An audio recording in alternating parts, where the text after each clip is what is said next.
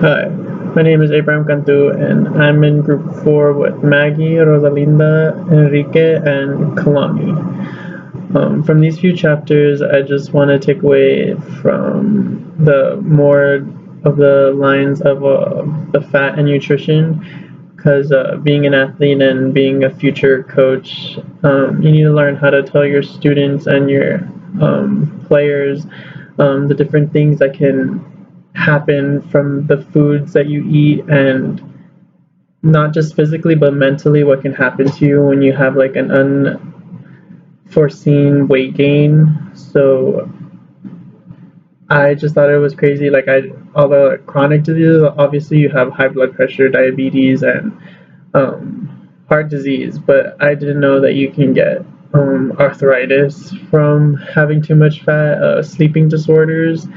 I knew respiratory problems because, like, obviously your lungs are being impacted and stuff, but like menstrual cycles for women, I didn't know that. I guess it just messes with your body in different ways that you actually don't even know. So that was pretty interesting. I know psychological and social problems, or depression was one. Obviously, you're going to have body image issues, and that's never good to have. And just need to learn how to accept and the different ways you can try and maneuver those feelings, and just never to discriminate against yourself. You just need to stay positive. I also found interesting was like the energy balances. I never knew like to like maintain weight and stuff like that, like the calories and stuff. So like to maintain weight, you needed to have the same consumed and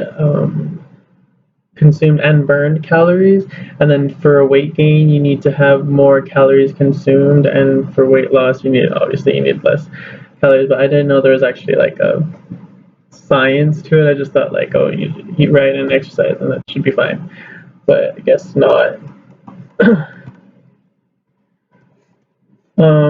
I didn't know that like genes had a lot of play in how much fat that you have. I knew like if you're like your genes, like you were from a bigger family, like that's obviously like a route you can go, but I didn't know how much it had to do with the responsibility for weight gain. And like I think the percentage was like around 70 or 75% of the reason why you have the weight that you have, and that was just crazy for me.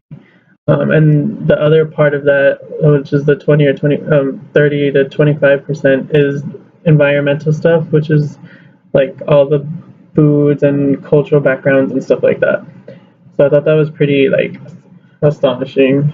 Another thing that I found cool was like the pregnancy part of the chapters. I think that was chapter 11.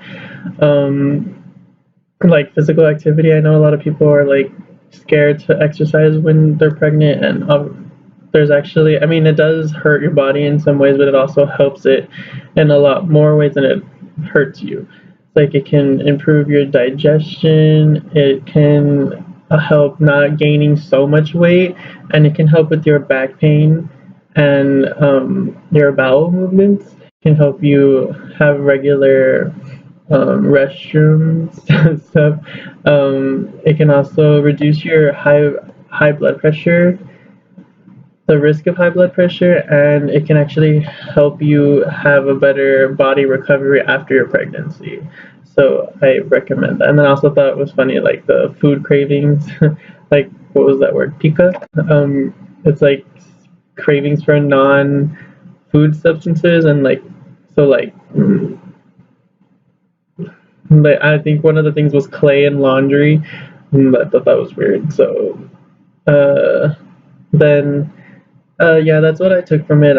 Just wanted to do the key points that I thought would help, like in cases of coaching. Like sometimes you're gonna have people that get pregnant and want to come back right after, or maybe like your season is like after they're gonna get pregnant. So like, even if they're not pregnant, you need to learn how the different foods and how your body reacts to them, and like just how to explain to your students furthermore than just be like, oh, you need to do this diet because that's what you need to do. Like you need to like put more knowledge into it. So I thought that was pretty cool about these chapters. So thank you.